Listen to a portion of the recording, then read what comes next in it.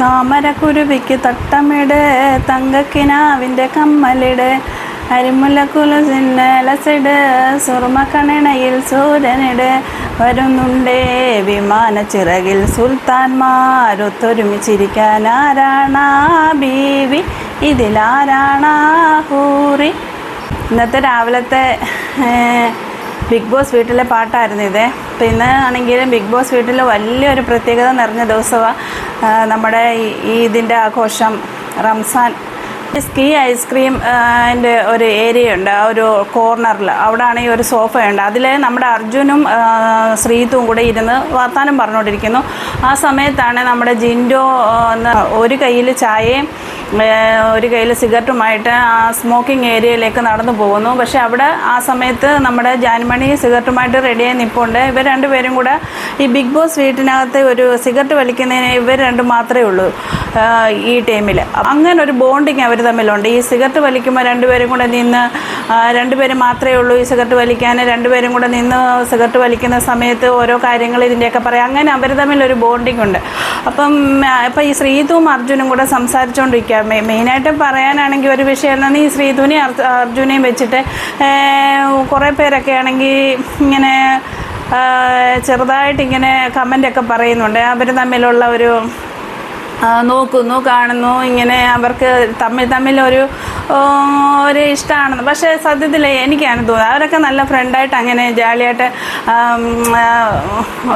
ഒരു വീട്ടിൽ കഴിയുന്നതല്ലേ. അപ്പോൾ കണ്ടു, മിണ്ടി, നോക്കി, സംസാരിച്ചു, അല്ലെങ്കിൽ ഒരു തമാശ, അല്ലെങ്കിൽ ഒരു കളിയാക്കുന്ന ഒരു എന്തെങ്കിലും ഒരു കണ്ടൻറ്റ് അങ്ങനെയൊക്കെ വരുമ്പോൾ അങ്ങനെയൊക്കെ പറയുന്നതല്ലാതെ അവരൊക്കെ അങ്ങനെ ആൾക്കാർ പറയുന്നോട്ടുള്ള ഒരു സ്നേഹം, പ്രേമം ആ ലെവലിലേക്ക് ഉണ്ടെന്ന് അതെനിക്ക് തോന്നുന്നൊന്നുമില്ല. അപ്പം ആൾക്കാരങ്ങനെ പറയുന്നതുകൊണ്ട് ഞാൻ എടുത്ത് പറയുന്നേ ഉള്ളൂ. അപ്പോൾ ഇവിടെയാണ് ജാൻമണിയും ജിൻഡോയും കൂടെ ഈ സിഗരറ്റ് വലിക്കുന്ന അവിടോട്ട് പോയി പാട്ടൊക്കെ കഴിഞ്ഞിട്ട് അവിടെ നിന്ന് വലിച്ചുകൊണ്ടിരിക്കുന്ന ആ സമയത്ത് നമ്മുടെ നോറ അപ്പോൾ ഇത് കണ്ടു. അപ്പോൾ ഈ സിഗരറ്റ് വലിക്കുമ്പോൾ എന്ത് ചെയ്യുന്നത്, ഈ സിഗരറ്റ് വെച്ചിട്ട് ഈ സൂര്യ നമസ്കാരവും ചെയ്തിട്ടാണ് ഈ ചായ എടുത്തുകൊണ്ട് പോകുന്നത്. നോറയാണെങ്കിൽ ഇത് കണ്ടു, ഈ അർജുനും ഒക്കെ ഇത് കണ്ടു. അപ്പം ഇത് സൂര്യ നമസ്കാരം അപ്പോൾ സിഗരറ്റ് വെച്ചിട്ടാണ് ചെയ്യുന്നത്. അപ്പോൾ അത് അവർ പ്രത്യേകിച്ച് അത് നോട്ട് ചെയ്തു. അതിനുശേഷം നോറ പറഞ്ഞു, കണ്ടോ അയാൾ കാണിക്കുന്ന കണ്ടോ, സൂര്യ നമസ്കാരം ചെയ്യുക, സിഗരറ്റ് വെച്ചിട്ട് ചെയ്യുക, ഇയാൾ ഈ ചെയ്യുന്നത് ശരിയാണോ അതാ ഇതാന്ന് പറഞ്ഞുകൊണ്ട് പറഞ്ഞപ്പോഴത്തേക്കിന് അർജുൻ പറഞ്ഞു അത് പിന്നെ ക്യാപ്റ്റനോട് പറ എന്നൊക്കെ പറഞ്ഞു. അതിനുശേഷം പിന്നെ അത് ഇവർ തന്നെ ആ ചർച്ച അങ്ങനെ ഇതായി. അപ്പോഴത്തേന് ജിൻഡോ ഇത് കേട്ടു, ഈ നോറ ഇവിടെ ജിൻഡോയുടെ കാര്യം പറയുന്നതൊക്കെ. അപ്പം ജിൻഡോ ഇതിൽ ഇടപെട്ടു. നീ എന്തിനാ എൻ്റെ ഇത് പേഴ്സണൽ സ്പേസാണ്, അവിടോട്ട് നീ എന്തിനാ വരുന്നത്, എന്താണെന്ന് ഈ സിഗരറ്റ് വലിക്കുന്ന ഏരിയയിലേക്ക് വന്നിങ്ങനെ പ്രശ്നം ഉണ്ടാക്കുക, നീ കണ്ടന്റിന് വേണ്ടി ഇങ്ങനെ എൻ്റെ പുറകെ നടന്ന് ഇങ്ങനെയൊക്കെ ചെയ്യുവാന്നും പറഞ്ഞ് നോറയോട് ഓരോന്നൊക്കെ പറഞ്ഞു. അപ്പം രണ്ടുപേരും കൂടെ അതിൻ്റെ പേരിൽ പ്രശ്നം ആരംഭിച്ചു രാവിലെ തന്നെ. അപ്പം നോറ പറഞ്ഞ കണ്ടന്റിന് വേണ്ടിയൊന്നുമല്ല, ഞാനിത് കണ്ടത് പറയാണ്, ഈ ചെയ്യുന്നത് ശരിയാണോ അതാ ഇതാന്ന് പറഞ്ഞുകൊണ്ട് നോറ. അപ്പോഴത്തേക്കും പിന്നെ കുറേ പേര് അതിൽ 3-4 പേര് ഇടപെട്ടു. അപ്പോൾ അർജുൻ വന്നിട്ട് ശരി സിഗരറ്റ് വലിച്ചു കഴിഞ്ഞു, ശരി എന്നാൽ അങ്ങോട്ട് പോ എന്നും പറഞ്ഞിട്ട് ജിൻഡോയെ പറഞ്ഞു വിട്ടു. ജിൻഡോ പറയുന്നത് രാവിലെ ചുമ്മാ എന്നോട് എന്തിനാ അതും ഇതും കൊണ്ട് പ്രശ്നത്തിന് വരുന്നത്. അപ്പം എനിക്കാണെങ്കിൽ എനിക്ക് തോന്നുന്നു ഇവർ ഈ ബ്രീത്തിങ് എക്സസൈസ് യോഗയൊക്കെ പിന്നെ ഉണ്ടല്ലോ ഈ പാട്ട് കഴിഞ്ഞ്. അപ്പോൾ അതിന് വന്നിട്ട് ഇപ്പോൾ ജിൻഡോയും വരുന്ന മാതിരിയില്ല. അപ്പോൾ അതിന് പകരമാണ് ജിൻഡോ ഈ സിഗരറ്റ് വെച്ചിട്ട് സൂര്യ നമസ്കാരം ചെയ്ത്. ഇത് ഭയങ്കരമായിട്ട് എല്ലാവരും നോട്ട് ചെയ്തൊരു കാര്യമായിപ്പോയി. അപ്പം ജിൻഡോ പറഞ്ഞു ഞാൻ സൂര്യ നമസ്കാരം ചെയ്ത് കഴിഞ്ഞു. അപ്പം നോറ പറഞ്ഞു എന്താ സിഗരറ്റ് വെച്ചിട്ടാണ് സൂര്യ നമസ്കാരം, ഞാൻ ചെയ്യാൻ വേറൊന്നും കിട്ടിയില്ല, അപ്പോൾ സിഗരറ്റ് വെച്ചിട്ടാണ് ഞാൻ ഇതേ ഇവിടെ കിട്ടിയുള്ളൂ, അതുകൊണ്ട് ഇത് വെച്ചിട്ടാണ് ഞാൻ ചെയ്യുന്നതെന്നും പറഞ്ഞുകൊണ്ടാണ് ജിൻഡോ ഇന്നത്തെ രാവിലത്തെ ഇവർ തമ്മിലുള്ള പ്രശ്നം. ഇപ്പോൾ നമ്മൾ കാണുന്നത് പിന്നെ നമ്മുടെ ആണെങ്കിൽ സിബിനും ശ്രീതുവും കൂടെ കിച്ചണിൽ നിന്ന് പാത്രമൊക്കെ കഴുകുക. അപ്പോൾ അവരാന്ന് വെസൽ ടീമിൻ്റെ അംഗങ്ങളാണ് അവർ. അപ്പോൾ അവർ രണ്ടുപേരും പാത്രമെല്ലാം കഴുകി വെക്കുന്നു. ആ സമയത്താണ് സിബിനാണെങ്കിൽ ശ്രീതുവിനോട് പറയാം, ഞാൻ കാണുന്നുണ്ട് കേട്ടോ, ഞാൻ കണ്ടു, നീ ആണെങ്കിൽ പിന്നെ ഡൈനിങ് ടേബിളിൽ ഇരിക്കുന്ന സമയത്ത്, അതായത് അവർ ഫുഡ് കഴിച്ചുകൊണ്ടിരിക്കുന്ന സമയത്ത് നീ ഇങ്ങനെ എവിടോട്ടാണ് നോക്കുന്നതെന്നല്ല ഞാൻ കണ്ടു കേട്ടോ എന്നൊക്കെ പറഞ്ഞോട് പറയുന്നു. അപ്പം ശ്രീത് പറയുന്നത് ചാൻസേ ഇല്ല, ചുമ്മാ എന്തെങ്കിലും പറയാതെ ചാൻസേ ഇല്ലെന്ന്. എന്താ ഇവർ കളിയാക്കുന്നത്, സിബിനായാലും അല്ലെങ്കിൽ നേരത്തെ ആയാലും വേറെ ആൾക്കാരും അതിൻ്റെ ഇതൊക്കെ പറയുന്നത് ശ്രീതു വന്ന അർജുനും കൂടെ ഉള്ള ഒരിത്, അർജുൻ നോക്കുമ്പോഴും ശ്രീതു നോക്കുമ്പോഴും ഒക്കെ ഉള്ള ഒരു ഇങ്ങനെ അത് വന്നിട്ട് ബിഗ് ബോസ് വീട്ടിനകത്ത് വളരെ ചെറുതായിട്ട് അതിൻ്റെ ഒരു ഇത് പറയുന്നുണ്ട് ആൾക്കാർ, ചെറുതായിട്ട് മെമ്പേഴ്സൊക്കെ പറയുന്നുണ്ട്. പിന്നെ പ്രേക്ഷകർ വന്നിട്ട് കുറച്ച് കൂടുതലായിട്ട് പറയുന്നുണ്ട് അർജുൻ്റെയും ശ്രീതുവിൻ്റെയും. പക്ഷേ എനിക്ക് അവർ ആ വീട്ടിനകത്തുള്ള, ഞാൻ ഇത് മുമ്പേ പറഞ്ഞായിരുന്നല്ലോ, അപ്പോൾ അവർ ഈ വീട്ടിനകത്തുള്ള കൂടെ ഒക്കെ താമസിക്കുന്ന ഒരിത് ഫ്രണ്ട്ഷിപ്പ് വെച്ചിട്ട് അവർ എവിടെയെങ്കിലും ഇരുന്ന് സംസാരിക്കുന്നതും നോക്കുകയും കാണുകയും ചിരിക്കുകയും ഒക്കെ ചെയ്യുന്നതേ ഉള്ളൂ. അത് വെച്ചിട്ട് ഇങ്ങനെ ഒരു രസം ആൾക്കാർക്കെന്ന് എനിക്കിതിനകത്ത് തോന്നുള്ളൂ. അല്ലാതെ അതിനകത്ത് പ്രത്യേകിച്ച് സീരിയസ് ആയിട്ടുള്ള ഒരു കാര്യങ്ങളും ഇല്ല. സീരിയസ് എന്ന് പറഞ്ഞാൽ അവർ തമ്മിൽ ഒരു ഫ്രണ്ട്ഷിപ്പിൻ്റെ അപ്പുറത്തെ ഒരു ലവ്, അങ്ങനെ ഒരു ചിന്തയോ തോന്നലോ ഒന്നും അവർക്ക് രണ്ടുപേർക്കും ഇല്ലെന്നാണ് ഞാനത് കരുതുന്നത്. അപ്പം അങ്ങനെയൊക്കെ കളിയാക്കി. അപ്പം ശ്രീതുവാണ് ചിരിച്ചോണ്ട് ചാൻസേ ഇല്ല, എങ്ങനെയൊന്നും പറയാതെ ചാൻസേ ഇല്ലെന്നും പറഞ്ഞിട്ട് അതവിടെ തീർന്നു. ഇതിന് ശേഷം നമ്മൾ നോക്കുമ്പം പിന്നെ ഇത് ലിവിങ് ഏരിയയിൽ എല്ലാവരും കൂടെ ഇരിക്കുകയാണ്. അപ്പോൾ നമ്മുടെ സിബിന്, ശ്രീരേഖ, ശ്രീതു, അൻസിബ ഇവർ 4 പേരും കൂടെ ഒരു ടാസ്ക്കാന്ന് തോന്നുന്നു. ഇങ്ങനെ ഈ വീട്ടിനകത്തുള്ള മെമ്പേഴ്സിനെ, അതായത് വേറെ ടീമിലെ മെമ്പേഴ്സിനെ അനുകരിക്കാന്നൊരു ടാസ്ക്കാണ് ഇപ്പോഴത്തെ. അപ്പോൾ അതിലാണെങ്കിൽ അപ്പോൾ സിബിനാന്ന് പറയുന്നത് അങ്ങ് ദൂരെ ജൂപ്പിറ്ററിൽ ഉള്ളൊരു വിദ്യാഭ്യാസ സമ്പന്നത ഉണ്ടെന്ന് ധരിക്കുന്ന ഒരു കുടുംബത്തിലെ, പിന്നെ ഓപ്പോസിറ്റ് ഇങ്ങ് താഴെ സുഗുണൻ്റെ വീടും, അങ്ങനെ ഒരു കൺസെപ്റ്റ് അവർ പറയുന്നത്. അപ്പോൾ അതിലാണെങ്കിൽ ഈ സമ്പന്നത ഉണ്ടെന്ന് ധരിക്കുന്ന ആ വീട്ടിലെ ഒരിത് പറയുമ്പോൾ ഇവരാണെങ്കിൽ എനിക്കത് മനസ്സിലാകുന്നത് ജാസ്മിനെയാണ് ഉദ്ദേശിച്ചിട്ടാണ് പറയുന്നതെന്ന് തോന്നുന്നു. അപ്പോൾ അത് എങ്ങനെയാണെന്ന് ഈ സമ്പന്നത ധരിക്കുന്ന വീട്ടിലെ ഒരാൾ ചെയ്യുന്ന ഇത് ബാത്റൂമിൽ വാഷ് ബേസിലാണെങ്കിൽ പല്ല് തേക്കുന്ന രീതി കാണിക്കുന്നു, പിന്നെ കുളിക്കുന്ന രീതിയൊക്കെ കാണിക്കുന്നുണ്ട്, പിന്നെ റൂമൊക്കെ ക്ലീൻ ചെയ്യുന്ന രീതി. അപ്പോൾ ഇതിലാണെങ്കിൽ പല്ല് തേക്കുന്നതിലൊക്കെ കാണിക്കുമ്പോഴൊക്കെ ശരിക്കൊന്നും അല്ലാത്ത, നമ്മൾ സാധാരണ നല്ല ശീലങ്ങളുണ്ടല്ലോ അതല്ലാതെ നേരെ ഓപ്പോസിറ്റായിട്ടുള്ളതൊക്കെയാണ് കാണിക്കുന്നത്.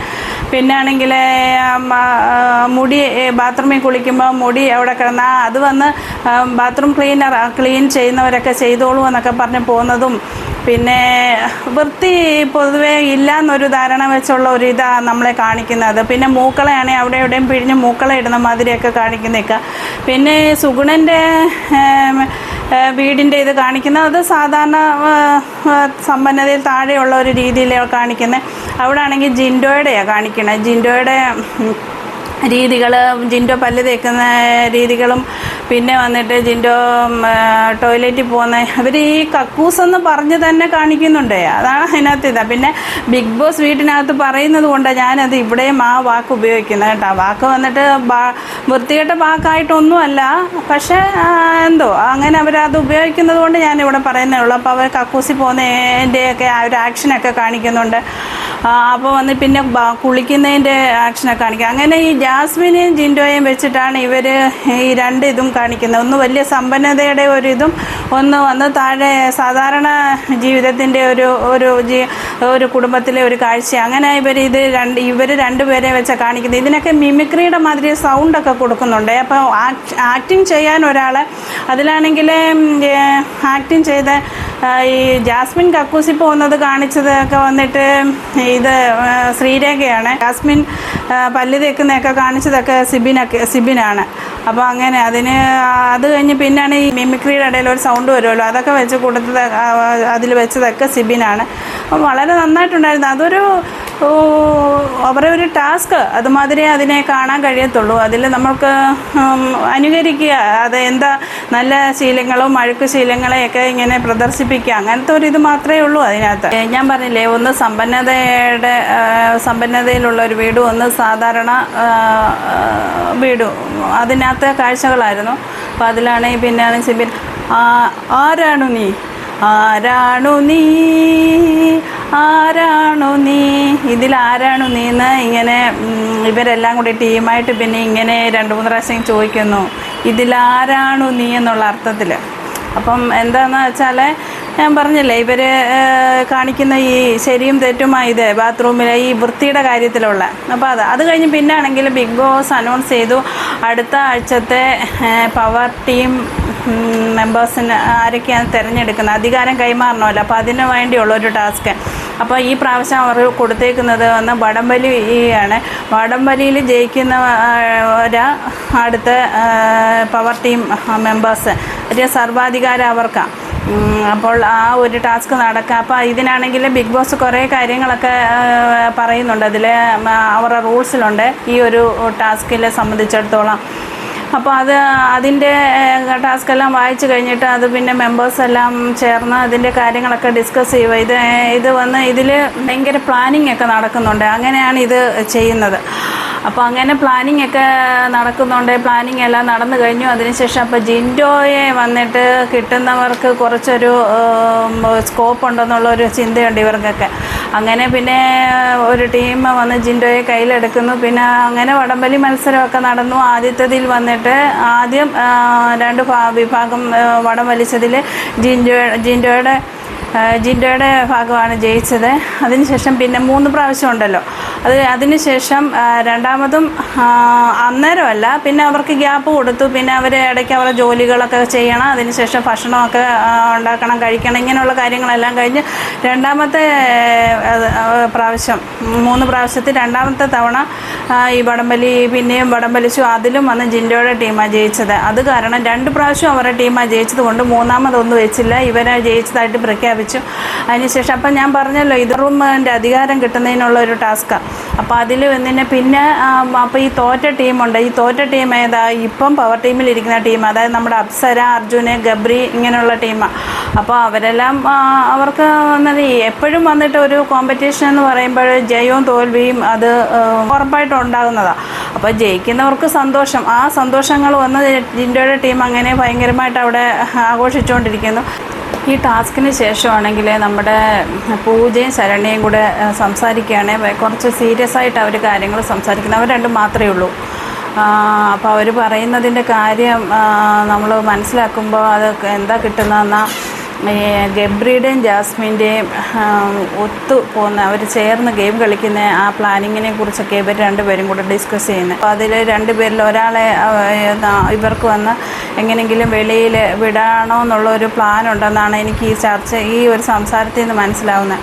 അപ്പോൾ ആണെങ്കിൽ ഇവർ രണ്ടുപേരും അതിനെപ്പറ്റി പറയുന്നത്, അതായത് പൂജയും ശരണ്യയും അവർ പറയുന്നത് ഗബ്രി പോയാലും ജാസ്മിന് പ്രശ്നമില്ല, ജാസ്മിൻ നന്നായിട്ട് കളിക്കും, വിന്നാകാൻ ചാൻസ് ഉണ്ടെന്ന രീതിയാണ് ഇവർ പറഞ്ഞു വരുന്നത്. പക്ഷേ ജാസ്മിൻ പോയി കഴിഞ്ഞാൽ ഗബ്രി പിന്നെ അത്ര കളിയിലൊന്നും അത്ര ഇതില്ലെന്നുള്ളതാണ് ഇവർ പറയുന്നത്. അപ്പോൾ അങ്ങനെ അവർ സംസാരിക്കുന്നു. ഇതേ സമയം തന്നെ ജാസ്മിനും ഗബ്രിയും കൂടെ വേറൊരു സ്ഥലത്തിരുന്ന് ഇതിനെക്കുറിച്ച് സംസാരിക്കുക. അവരുടെ രണ്ടിൻ്റെ കാര്യങ്ങൾ, പ്രശ്നങ്ങൾ, ഈ വീട്ടിനകത്തുള്ള മെമ്പേഴ്സൊക്കെ ഇവരെ ഫോക്കസ് ചെയ്യുന്നെന്നുള്ള കാര്യം ഇവർക്ക് മനസ്സിലാകുന്ന ഇവരുടെ സംസാരത്തിൽ നിന്ന് മനസ്സിലാകുന്നത്. അതായത് അപ്പോൾ തന്നെ ജാസ്മിൻ പറയുന്നുണ്ട്, ജാസ്മിൻ വെളിയിൽ പോകാം, നീ കളിക്കേ എന്നൊക്കെ. അപ്പം ഗബ്രി പറയുന്നു, ഇല്ല അതെങ്ങനെ നീ പോയാൽ ഞാൻ കളിക്കാൻ പറ്റുന്നത്, നിനക്ക് കഴിയുമെന്നൊക്കെ ഉള്ള രീതിയിൽ. ജാസ്മിന് കഴിവുണ്ട്, ജാസ്മിന് നന്നായിട്ട് കളിക്കാൻ ഇപ്പോൾ കഴിയും, അതുകൊണ്ട് അങ്ങനെയൊന്നും പറയരുത്, അല്ലെ അങ്ങനെയൊന്നും ചെയ്യരുതെന്നുള്ള രീതിയിലാണ് ഗബ്രി പറയുന്നത്.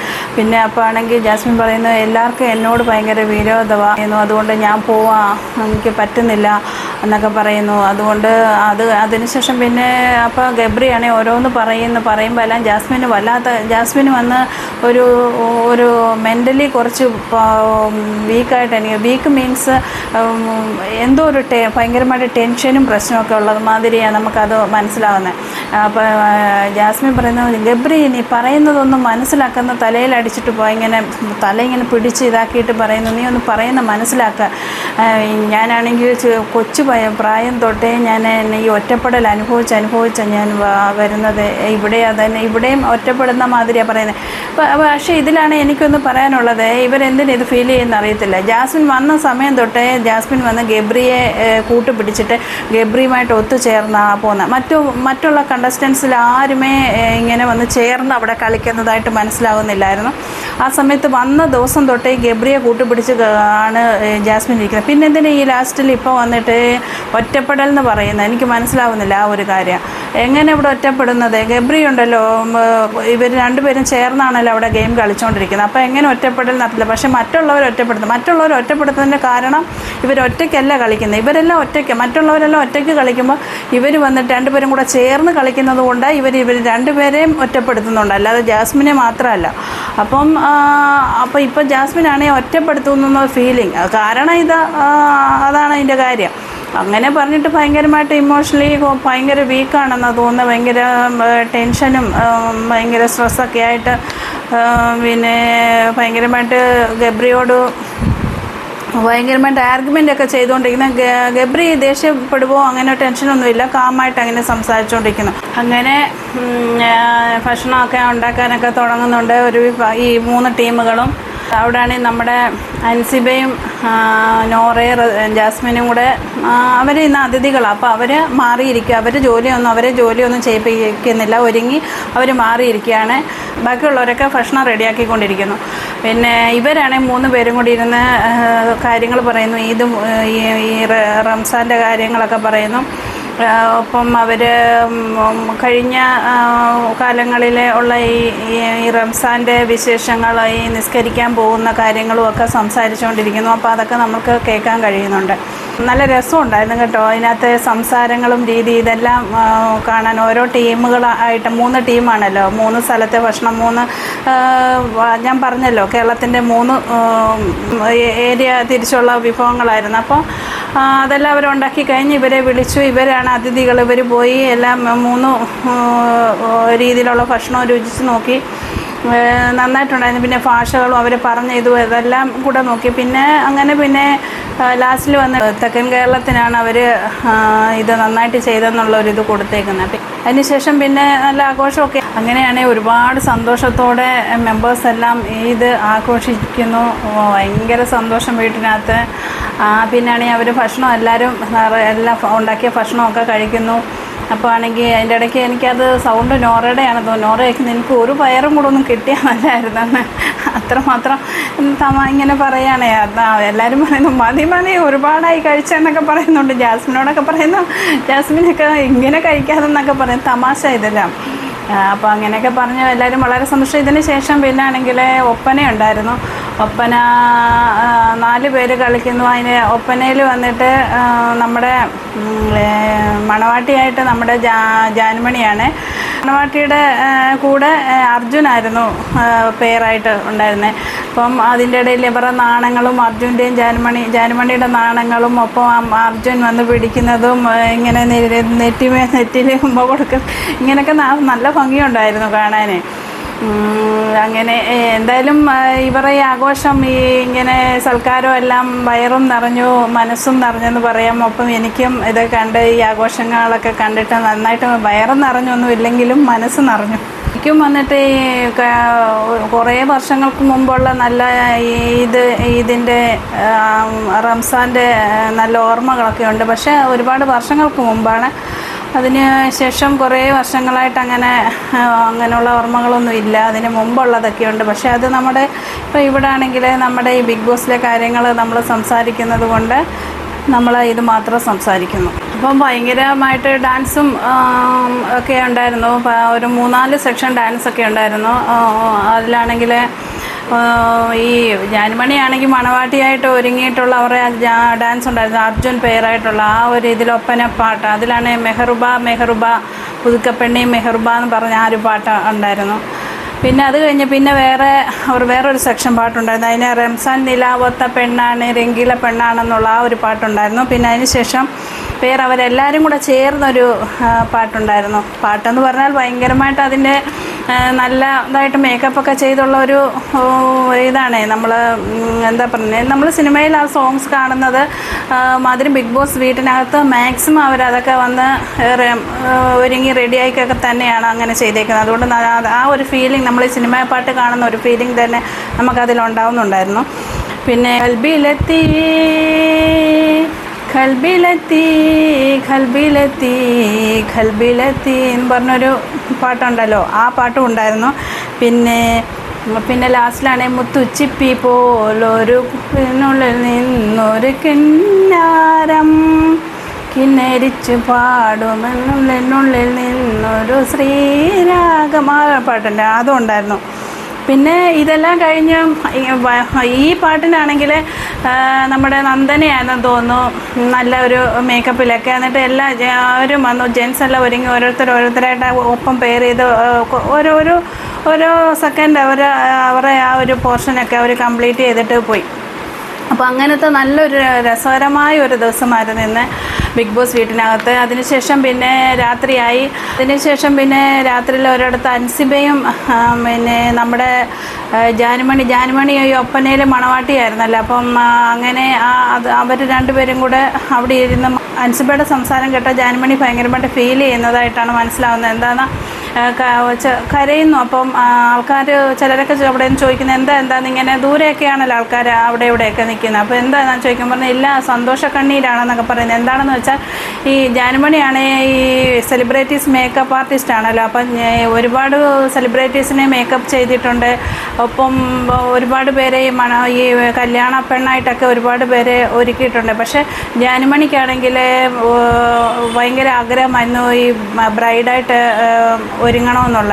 പക്ഷേ ഇന്ന് വരെ അത് സാധിച്ചിട്ടില്ല. ഇന്നാണെങ്കിൽ ഈ ഒരു പാട്ടിൽ മണവാട്ടിയായിട്ട് ഒരുക്കിയല്ല. അപ്പം ജാനുമണിക്കാണെങ്കിൽ അത് ആ ഒരു ആഗ്രഹം ഇവിടെയെങ്കിലും അത് സാധിച്ചെന്നുള്ള ഒരു ഇതിൽ ഭയങ്കരമായിട്ട് ഫീൽ ചെയ്യുന്നു. അപ്പം ഇന്നത് സാധിച്ചു, ആഗ്രഹം സാധിച്ചെന്ന ഒരു ഇതിൽ ഇവിടെ നിന്ന് ഫീൽ ചെയ്യുകയും കരയുകയും ചെയ്യുന്നു. അപ്പോൾ എല്ലാവർക്കും അതൊരു ഇത്. അപ്പം ജാനുമണിയെ ആശ്വസിപ്പിക്കാൻ ആദ്യം നമ്മുടെ സായിയൊക്കെ ഈ 6 പേര് വന്നായിരുന്നല്ലോ, വൈൽഡ് കാർഡ് എൻട്രീസ് വന്നിരുന്നല്ലോ. അപ്പം ഇവർ ചിലരെ വന്നിട്ട് നോട്ട് ചെയ്ത് ഓരോ കമൻറ്റുകൾ പറഞ്ഞിരുന്നു.